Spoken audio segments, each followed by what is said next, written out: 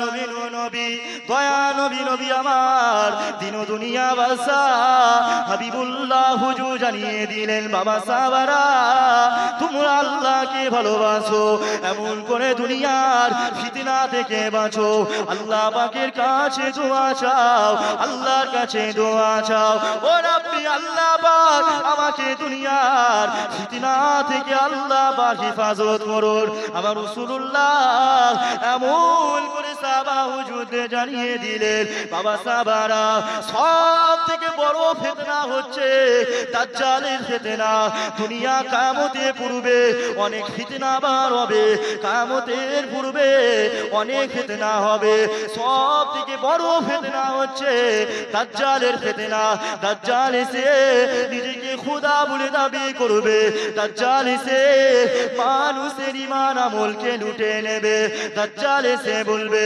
তোমার কি লাগবে আজকালে আমরা মুসলমান 500 1000 2000 5000 10000 1 লাখ টাকার জন্য আমাদের ঈমান আমলকে আমরা ধ্বংস করে দিচ্ছি এই যুবকেরা আব্বারা তরুণীরা তাহলে দাজ্জাল যখন আসবে দাজ্জাল এসে বলবে তোমার কি লাগবে তোমার যদি সোনার পাহাড় লাগে দাজ্জাল তোমাকে সোনার পাহাড় পর্যন্ত দিয়ে দেবে এমন করে তোমার বিল্ডিং লাগবে কততলা বিল্ডিং লাগবে দাজ্জাল আপনাকে সব দিয়ে দেবে এমন করে দাজ্জাল বলবে দাজ্জাল জীবিত আপনার মৃত ব্যক্তিদেরকে জীবিত করে তুলবে মৃত মানুষদের জীবিত করে তুলবে দাজ্জাল এমন করে আল্লাহ পাক দাজ্জাল এমন করে দুনিয়ার মানুষদের কাছে তা সে নিজেকে খোদা বলবে সে বলবে আমি রব ওই জন্য ইসরায়েলের মানুষেরা বর্তমানে ইসরায়েলের মানুষেরা বর্তমানে ইহুদিরা তারা সব সময় দাজ্জালের আগমনের অপেক্ষা করছে তারা জানে দাজ্জাল এলে আমাদেরকে বাঁচাবে তারা বিশ্বাস করে দাজ্জাল এসে আমাদেরকে বাঁচাবে আর মুসলমানদেরকে কেলাবে বুঝতে পারছেন না দাজ্জাল সব থেকে বড় ফিতনা এই দাজ্জালের ফিতনা থেকে আপনাকে আমাকে বাঁচতে হবে আল্লাহ নবী দাজ্জালের ফিতনার জন্য দোয়া করতেন আর ঝরঝর করে কাঁদতেন বুঝতে পারছেন না আর আমরা মুসলমান দাজ্জালকে পুরো ভুলেই গেছি আমাদের ঈমান তো বাবা ওইটা ঈমান নবী পাক সাল্লাল্লাহু আলাইহি ওয়াসাল্লাম বলেছিলেন এমন একটা সময় আসবে মানুষের হাতের মধ্যে আগুন রাখা যেমন কষ্টকর হয়ে যাবে মানুষের ঈমানটাও ধরে রাখা ওই রকম কঠিন হয়ে যাবে বুঝতে পারছেন না আমাদের ঈমান দাজ্জাল যদি এখন আসে আলফাজ লাভ মেরে উঠবে ঈমান আল্লাহ আমাদের সকলকে হেফাজত করুন কিয়ামত ভাবছেন আপনারা বেশি বাকি আছে নাকি বেশি বাকি নেই কিয়ামতের আলামত সব কিছুই হিসাব মতন ঘটে গেছে সব ঘটে গেছে নবী দাবি ইমাম মাহদি দাবি করতে হবে সবকিছু ঘটে গেছে বাংলাদেশ বলেন পাকিস্তান বলেন অন্যান্য দেশ বলেন বাংলাদেশের দিকে একটু বেশি বেশি চলে যে যখন পারে নিজেকে নবী বলে যে যখন পারে আবার নিজেকে কি বলে আপনার ওই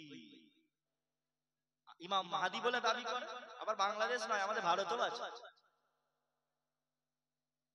কে বলছে লা ইলাহা ইল্লাল্লাহ আব্দুল মাতিন রাসূলুল্লাহ বক্তা ওয়াজ করছে আর বক্তা নিজে নিজেই বলছে লা ইলাহা ইল্লাল্লাহ আব্দুল মাতিন রাসূলুল্লাহ নাউজুবিল্লাহ বলবেন না উদাহরণ দিচ্ছে উদাহরণ সামান্য বাংলাদেশের মিজানুর রহমান আজহারি যখন 6 প্যাক বলেছিল 6 প্যাক নবী পাক সাল্লাল্লাহু আলাইহি ওয়াসাল্লামের 6 প্যাক ছিল আমাদের আহলে সুন্নাত ওয়াল জামাতের ফুরফুরা জৈনপুরী জনপুরি দরবার শরীফে পীর সাহেব ডাক্তার ইনায়েতুল্লাহ আব্বাসী নাকি কাফের ফতোয়া পর্যন্ত দিয়েছিল যে না হুজুরের স্থানে সামান্য পরিমাণ উদাহরণ দেওয়ার জন্য গুস্তাখি করা যাবে হুজুরের স্থানে বিয়াদবি করা যাবে তিনি বলতে চেয়েছিলেন 6 প্যাক বর্তমানে আমরা যে জানি 6 প্যাক 7টা ভাঁজ পেটে একটা করে ভাঁজ ডাক্তার ইনায়েতুল্লাহ আব্বাসী হুজুর বুঝিয়েছিলেন না ওই রকম নবীর গঠন ছিল না বুঝতে পারছেন না হুজুর পাক সাল্লাল্লাহু আলাইহি ওয়াসাল্লামের ওই রকম গঠন ছিল না উদাহরণও দেয়া যাবে হুজুরের স্থানে বিয়াদবিমূলক কথা চুল পরিমাণ হুজুরের স্থানে বিয়াদবি করা যাবে না চুল পরিমাণ, উদাহরণ হোক আর যেই হোক, বক্তা নিজেকে উদাহরণ দিয়ে দিয়ে বলছে আব্দুল মাতিন রাসূলুল্লাহ, নাউজুবিল্লাহ। বুঝতে পারছেন? সব ফিতনা, ফিতনার জামানা, ফিতনা করবে, ঈমান ধ্বংস করে দেবে। সেলিব্রিটি ভাইরাল বক্তা খালি দেখলে হবে না।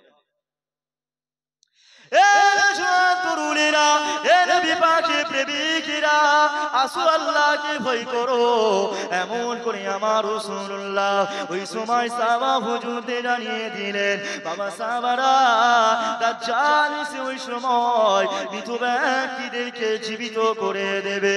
দাজ্জাল বলবে, তোমার বাপ মারা গেছে, তোমার দাদু মারা গেছে, তোমার দাদি মারা গেছে, নানা মারা গেছে, নানি মারা গেছে, কে মারা গেছে? ওই সময় দাজ্জাল তাকে কবর থেকে তুলবে, আর কবর থেকে তুলে তাকে জিন্দা করে দেবে। আল্লাহ নবী বললেন, বাবা সাহাবারা, ওই যে দাজ্জাল মৃত ব্যক্তিকে আপনার মৃত ব্যক্তিকে জীবিত করবে, এটাকে আপনার কারামতি বলা যাবে না, এটাকে মুজিজা বলা যাবে না। মুজিজা হচ্ছে নবীরা, মুজিজা হুজুর আঙ্গুলটা ইশারা করেছে, চাঁদ দ্বিখণ্ডিত হয়ে গেছে। হুজুর চাঁদের দিকে ইশারা করেছে, চাঁদ আটখানা হয়ে গেছে। আবার কোন আল্লাহর ওলি চোখ বন্ধ করেছে, ইমাম জালালউদ্দিন সুয়ুতী রাহমাতুল্লাহ আলাইহি চোখ বন্ধ করেছে, মিশর থেকে তিনি আল্লাহর কাবা ঘরে পৌঁছে গেছে। জোরে বলুন সুবহানাল্লাহ। চোখ খুলে দেখছে আল্লাহর কাবার সামনে দাঁড়িয়ে, চোখ বন্ধ করে নিয়ত করেছে আল্লাহর কাবাটা একটু জিয়ারত করবে, তাওয়াফ করবে, চোখ বন্ধ করেছে, কাবায় পৌঁছে গেছে। এটা হচ্ছে কারামত। এটা কি বলে? কারামত। আবার এই যে দাজ্জাল তাহলে এই যে দেখাবে আপনার ওই যে মৃত ব্যক্তিকে জীবিত করে দেবে, তাহলে এটাকে কি বলতে হবে? ইস্তেদরাজ। কি বলবে? ইস্তেদরাজ। এটাকে কারামত মুজিজা বললে হবে। বুঝতে পারছেন? তরুণীরা, নবী পাকের প্রেমিকেরা, এমন করে দাজ্জাল ওই সময় মানুষের ঈমান উঠে নেবে। যারা দাজ্জালকে আপনার আল্লাহ বলে মানবে, যারা দাজ্জালকে খোদা বলে মেনে নেবে, ওই সময় দাজ্জালকে যারা খোদা বলে মানবে, আমার আল্লাহ পাক ওই মানুষগুলোকে আল্লাহ পাক জাহান্নামী করে দেবে। কিন্তু যারা মুমিন বান্দা হবে, যারা আল্লাহ পাকের বন্ধু হবে, যারা আল্লাহ পাকের প্রকৃত মুমিন বান্দা হবে, তারা দাজ্জালের কপালে কাফের বলে লেখাটা দেখতে পাবে। কাফের বলে লেখা, দাজ্জালের কপালে কাফের শব্দটা লেখা দেখতে পাবে। কিন্তু যারা মুমিন হবে না, তারা এই কপালে, দাজ্জালের কপালে কাফের বলে লেখাটা দেখতে পাবে না। এ যুবকেরা, আপনারা তরুণেরা, এমন করে দাজ্জাল এক হাতে জান্নাত অপর হাতে জাহান্নাম নিয়ে নাচাবে।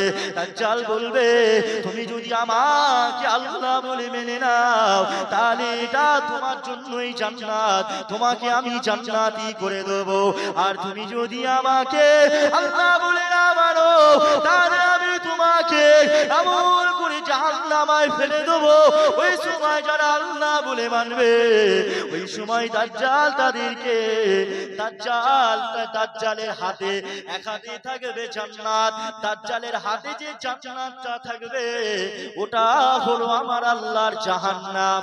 দাজ্জালের হাতে যে আপনার জাহান্নাম থাকবে, ওইটা হলো আমার আল্লাহর জান্নাত। এ যুবকেরা, আপনারা তরুণেরা, এমন করে যারা দাজ্জালকে মেনে নেবে, তাদের করে দাজ্জাল তার জান্নাতে দিয়ে দেবে। কিন্তু তারা প্রকৃতপক্ষে জাহান্নামী। এমন করে দাজ্জাল এমন করে জিন্দা মানুষকে, জীবিত মানুষদের কারে, কোন জীবিত মানুষদের আপনার তলোয়ার নিয়ে আপনার বীজখান থেকে মারবে, দুটো ভাগ হয়ে যাবে। বীজখান থেকে মারার সাথে সাথে মানুষ দুটো ভাগে বিভক্ত হয়ে যাবে।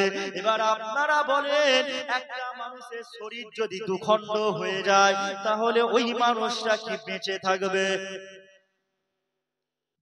বেঁচে থাকবে না, মরে যাবে। কিন্তু না, দাজ্জাল এমন করে আবার ওই মানুষটাকে জুড়ে দেবে, আবার ওই মানুষটা জিন্দা হয়ে যাবে। চলে গেছে তো মৌমাছি, ও কামড়ে নিলে তো এক্ষুনি বাবের নাম ভুলিয়েছে।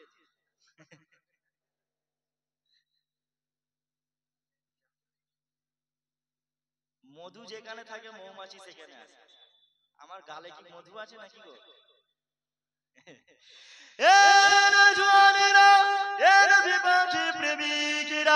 এমন করে দাজ্জাল ওই সময় মানুষের ঈমান লুটে নিতে নিতে এমন করে ভারত, বাংলাদেশ, পাকিস্তান, সুইজারল্যান্ড, আমেরিকা এমন করে সব দেশের মানুষদের ঈমানটা ধ্বংস করে যাবে।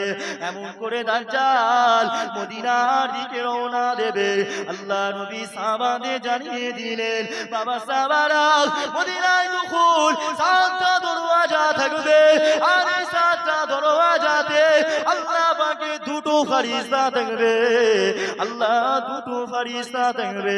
বাবা সাহাবারা আল্লাহর ফেরেশতারা তলোয়ার নিয়ে দাঁড়িয়ে থাকবে, তলোয়ার নিয়ে দাঁড়িয়ে থাকবে। আর ওই সময় দাজ্জালের জন্য আল্লাহর ফেরেশতারা অপেক্ষা করবে।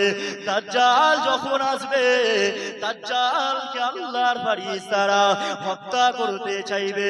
এমন করে দাজ্জাল মদিনার দিকে যখন ঢুকবে, কিন্তু মদিনায় ঢুকতে পারবে না।